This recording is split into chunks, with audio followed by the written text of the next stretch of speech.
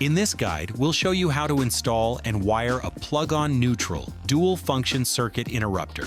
A dual-function circuit interrupter is designed to protect against electrical overloads, short circuits, ground faults, series arcs, and parallel arcs.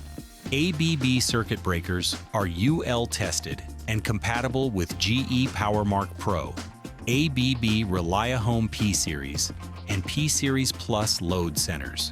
The plug-on neutral DFCI is built for quick, easy, and clean installation in the ReliaHome P-Series load center.